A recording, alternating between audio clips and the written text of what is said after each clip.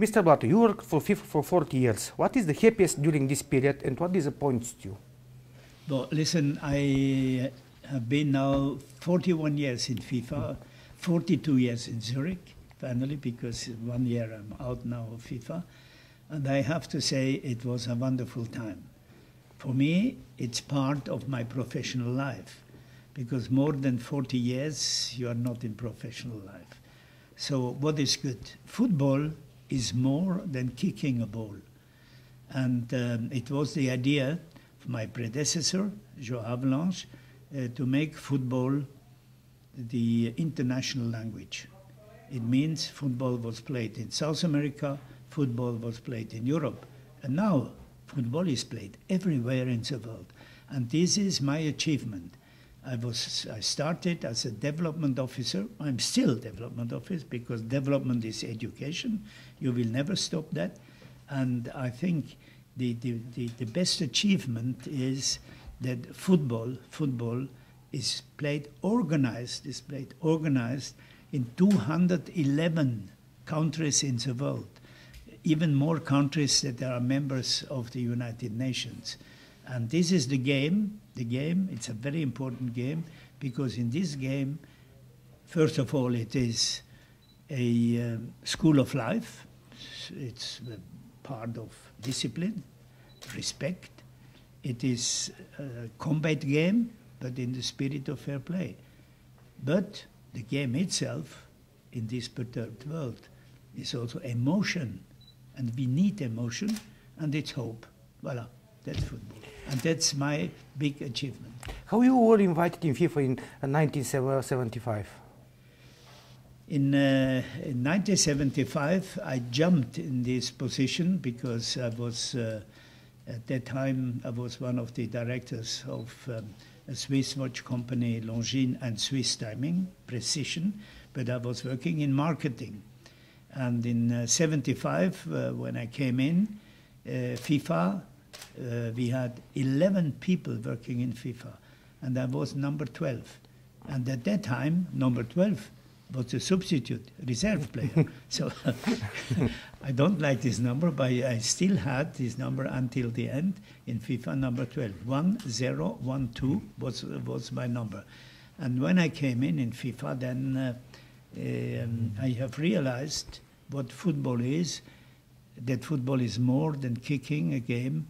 When I had the first meeting, you are speaking about 75, it was then in 76 in Addis Ababa. In February 76, I started my job in the development of football in Addis Ababa. It is the capital, but also the Ethiopia, but also the political capital of African Union, political union. And here I have realized, when I have seen the Africans, and especially those in the south of Sahara, the black people, they said, we don't want European football. I said, no, you can play your football, because football shall be also a part of the national culture. And your country did it well. Bulgaria did it well. What was the hardest decision that you had to take as a president of FIFA? Well, you see, the most difficult decision I have to take, and I did it because of the intervention we have had from governmental authorities. It was beginning in June 2015, when I was just re-elected president. I have seen that I must make a movement, because I was I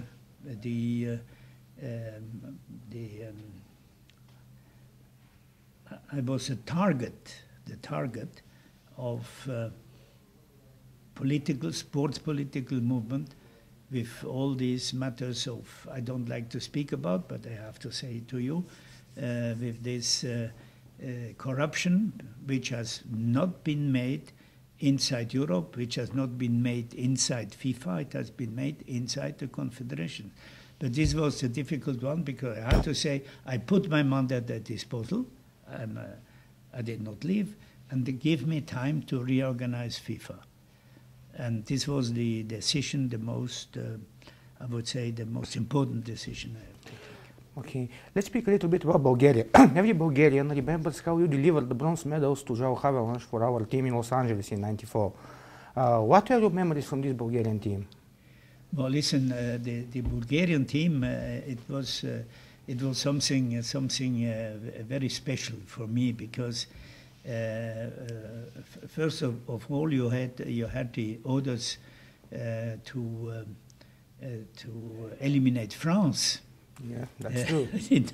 in the last match in the Parc des Princes, and I was following this match when the French that they were qualified, but then at a sudden at the side of Bulgaria there was a small problem, and then there was this counter-attack, and then Stoichkov was running and running and running.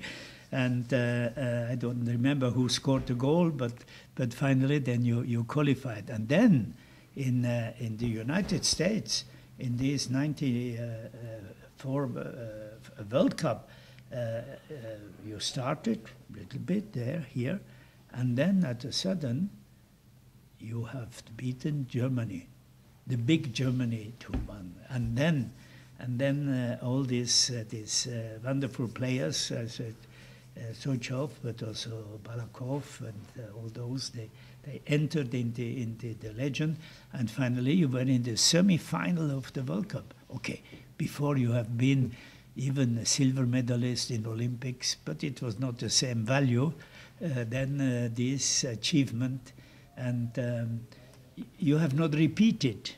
You have not yet repeated, and I'm sure that the quality of footballers you have in Bulgaria, they should do it. I have seen the team which has eliminated Basel, Rasgar. I think it is a very good team, and they are now in the European competition. They are in the European Cup. Do you remember how many times you visited Bulgaria? I had different visits in Bulgaria. I remember I was even there first time when I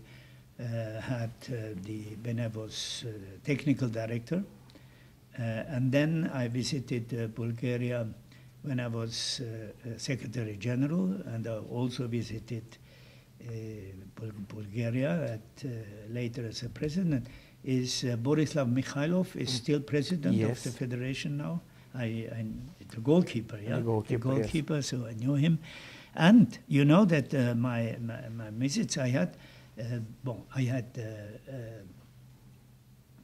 Peter, the Swiss, who was best scorer in Switzerland. He was Swiss champion with Arau. I have to say, he's wonderful. He's a good friend. He always attended my personal tournament and things. But coming back to Bulgaria, I have to say that I was very much impressed when I have been received officially by at the first time to the Secretary General, and then it was the President or the Prime Minister, and when I have seen these immense buildings which have been made during the period when Bulgaria was part of the Soviet Union, and I was really impressed there. But I had a very good connection also with Mikhail Kasabov. He's still in the football, the vice president. And then at the sudden, because when I was visiting the countries, I was speaking, I was giving conferences, I was invited to the sports academy. And in the sports academy, I was very pleased, very honored. So I got a doctorate, honoris causa, but this was one thing which touched me so much. I have to tell you why. Because it comes from a sports academy, and it was not just because you are the president of FIFA, no, because they have realized that they have done a lot for the development of sport, and particularly of football. Okay, thank you very much for this answer. You are a technical director, general secretary, and the president of FIFA. How you grew to the most important man in the football?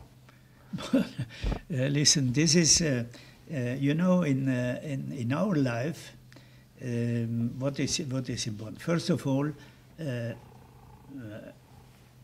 I had a very difficult part of my childhood because I was born at that time at 7 months. I was a premature child, and where I was born, there was no hospital, nothing. So I had, I was even put in a basket because it was too big. So in a basket, and I had to struggle.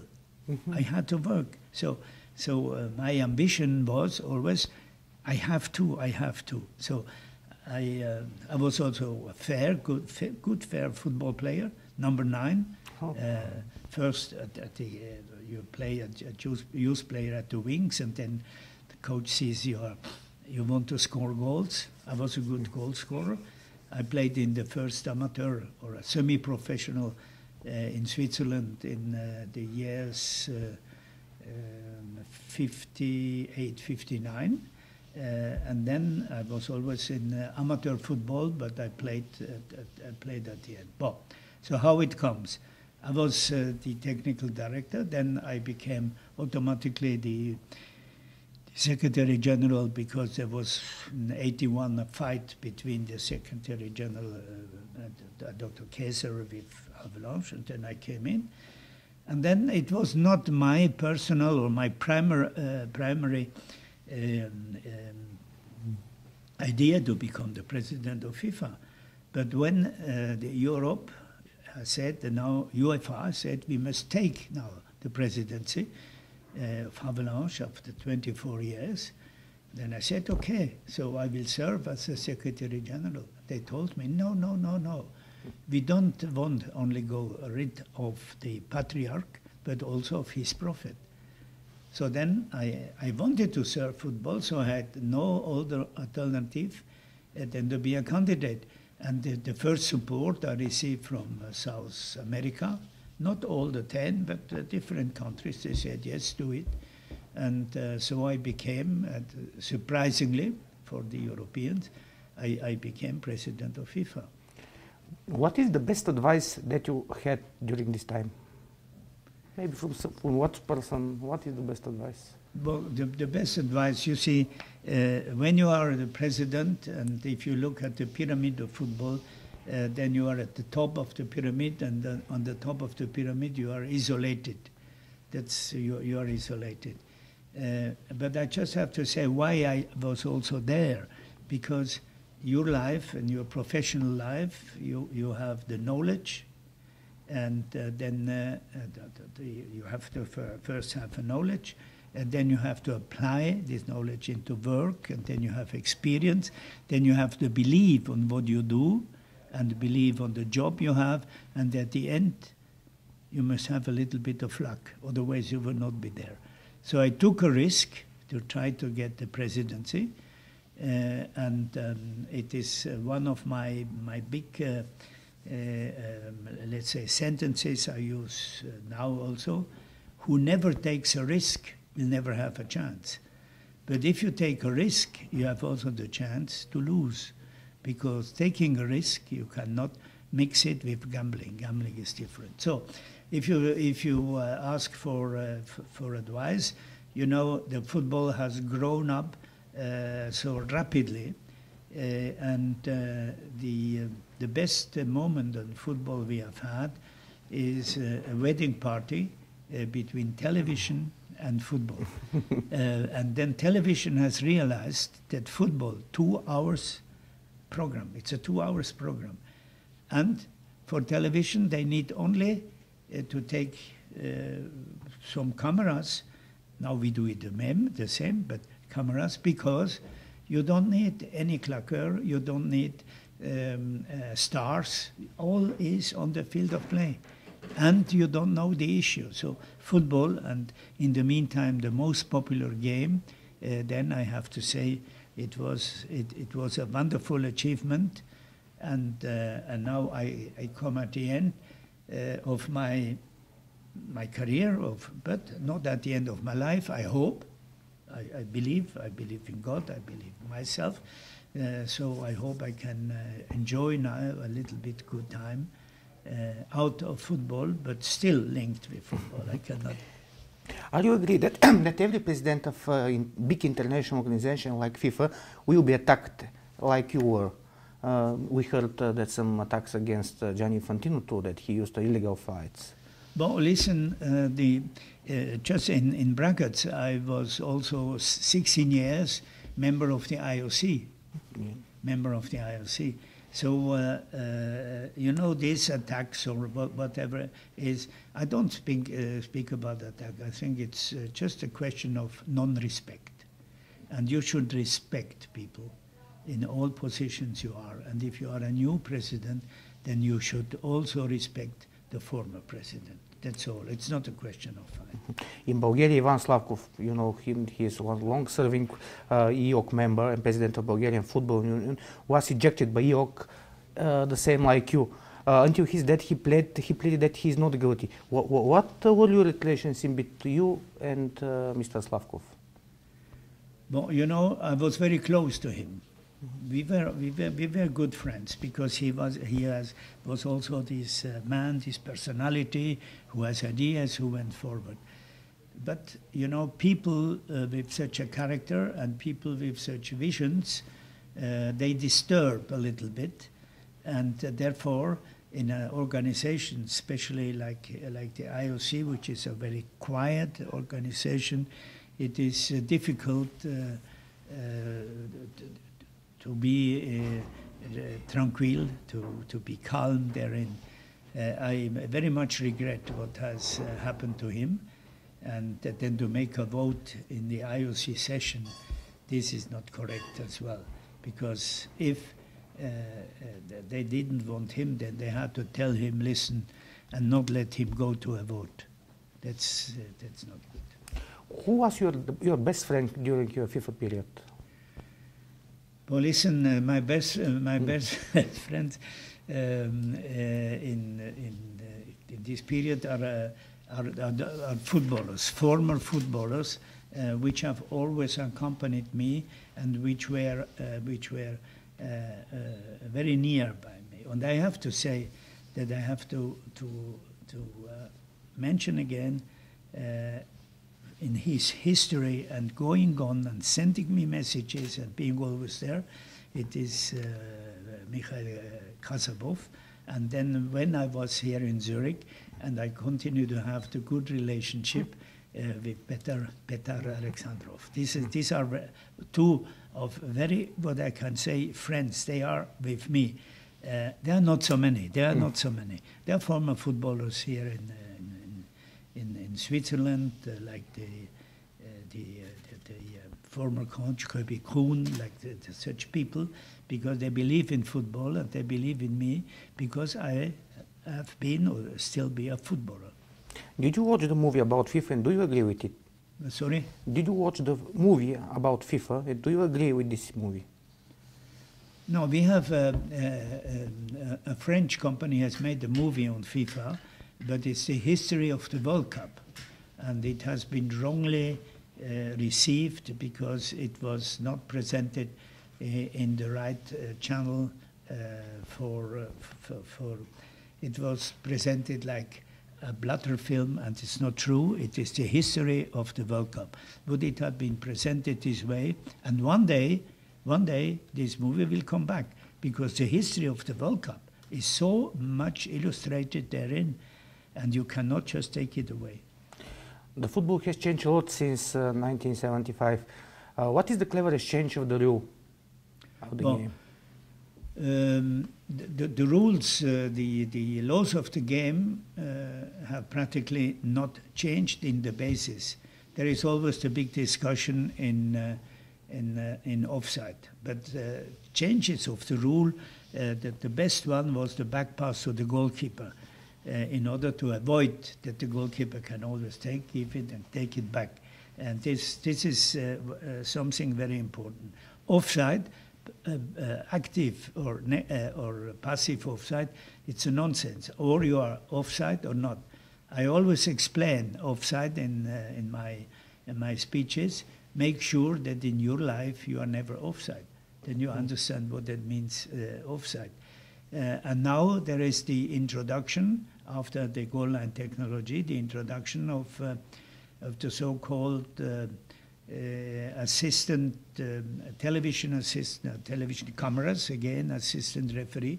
They have just been tested now for the World Cup the final World Cup in the clubs.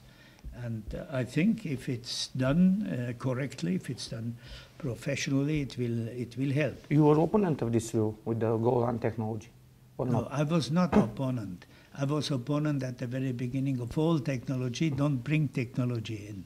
But then I have realized what has happened, goal or don't goal, especially in the World Cup 2010 in Africa. And then I've said we must have it. And there was still a big opposition by UEFA, and Michel Platini said no. And once you start to put technology, then you have also to take television. But it is very dangerous because the cameras and the line, so in offside you cannot use it. Because the game is stopped or not stopped, and then you cannot reconstruct the situation. But if it is a penalty or not a penalty, then this you can identify, and they did it. I think it's good. By your time too, the World Cup and the Euros are growing from 16 to 32 teams. Is that making the tournaments weaker and more boring for a lot of time? No. The 32, you speak about the big World Cup. Yeah, big World Cup, of course. Yeah, we are 32 teams, and this is absolutely outstanding success. It is a 1 month competition, and the best clubs are there. And then it will be played 218 and 222. What will happen later, we don't know.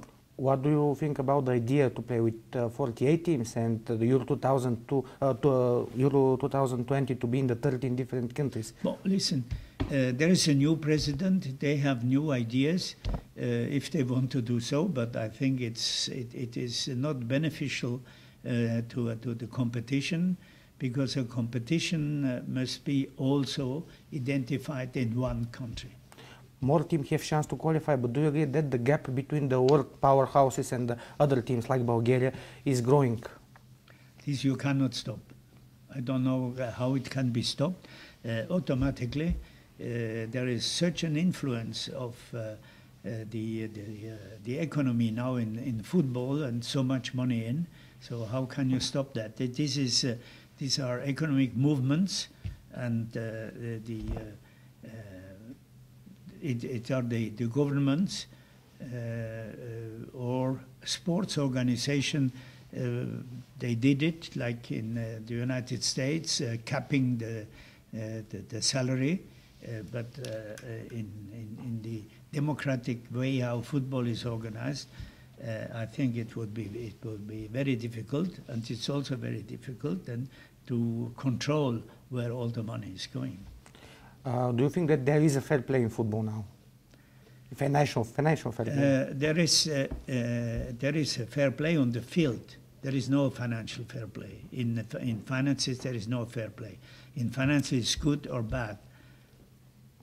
This expression, financial fair play, does not correspond to what finances are. In the finances, there's no fair play in finances. Or you owe money, or you take money. But this is not fair play. Fair play is on the field of play. Fair play is a question of the spirit, and even on the soul or the heart. But money is not on spirit and soul. You won many elections in FIFA. Is this a fair race? Sorry? Is this fair race, one fair race, the elections of FIFA? Yeah, the elections of FIFA, what I have witnessed, I have had one difficult election. That was the first one, and later on it was without problems, because when you have proven what you are doing, then it was easy to go through. What kind of mistakes you made during this period as FIFA president? Well, who works a lot makes from time to time errors or mistakes. For sure.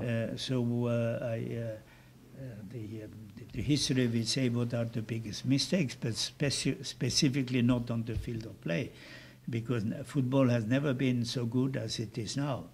And especially not in the finances, because the finances are good in FIFA as well. It is my character, because I trust, my management is my trust and confidence, and if you trust people too much, then this is an error. And can you tell us who forced to go out of FIFA for you? Sorry? Who is the person or the organization who forced you out of FIFA? No, they don't force me out, but they have identified FIFA as a mafiosi organization. In a press conference they made in New York or in Washington, just after my election, when they have arrested so many people.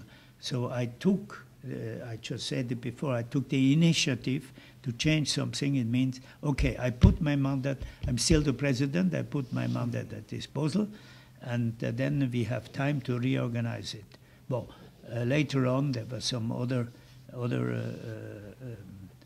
problems coming in, but I did it to save FIFA, not to save myself. Is there any controversy giving the World Cups to Germany, Russia and Qatar? No, you know, they start now with Germany. Why they don't go back and ask why Switzerland has the World Cup in '54? The World Cup is not. Since I'm the president of FIFA, it's always political intervention, political powerhouses. They made at the end the difference. Is it true that you prefer the World Cup 2022 to be in USA and not in Qatar? I was in favor to have the 218 and 222 in the two powerhouses. One is Russia and the other one is US.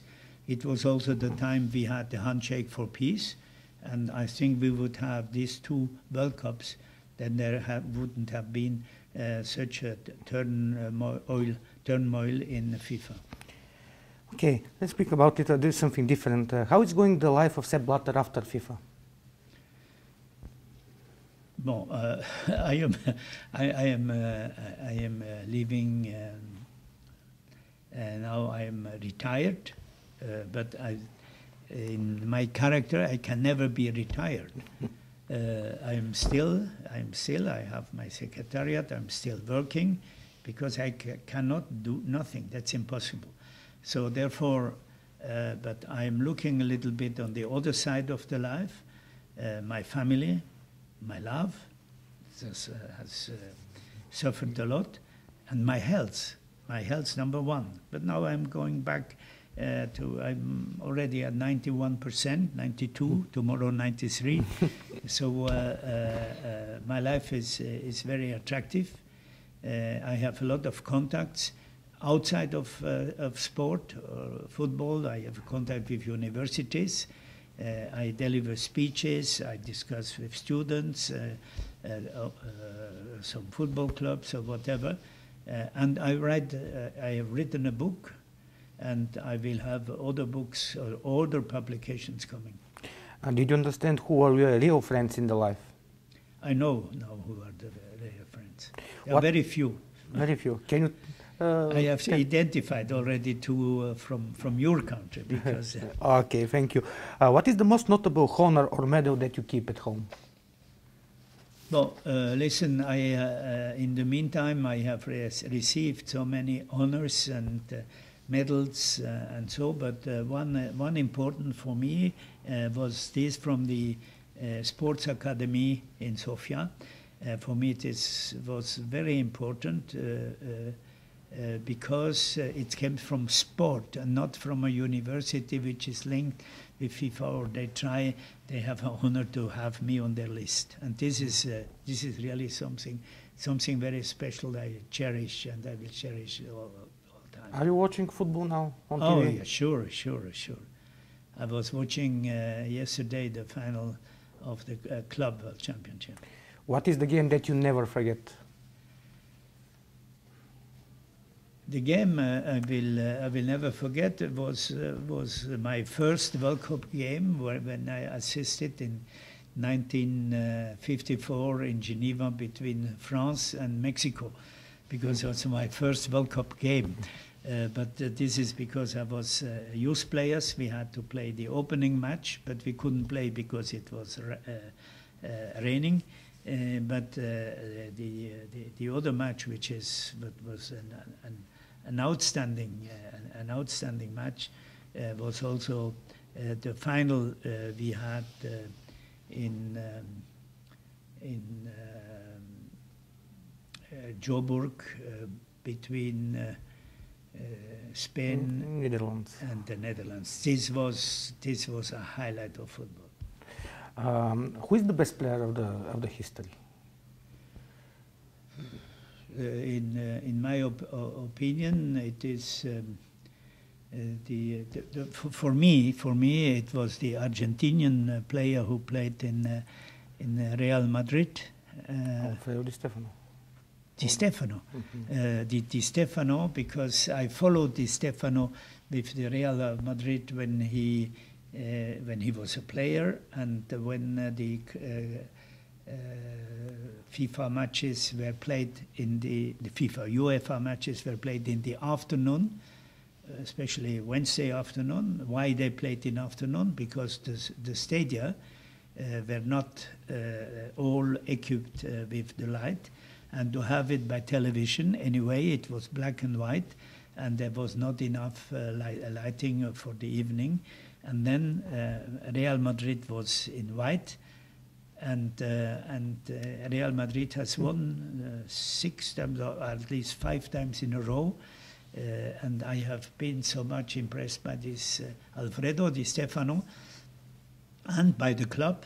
So one day when I came back to my home club FISP, I put the whole team in white, and later on I was made socio de honor, honorary member by the Real Madrid, and it was Di Stefano who presented me the medal. Okay, Mr. Blatter, thank you for this interview. We invite you in Bulgaria. Let's for last tell us what's your hobby outside football. Well, of course, the hobby is football, but outside football, I have 2 hobbies. One is that I like movies, especially crime movies, and I follow geopolitics since years all around the world. Because when I was visiting 200 countries in the world, meeting a lot of head of states or prime ministers, this has given me this curiosity to go on what happened in the world.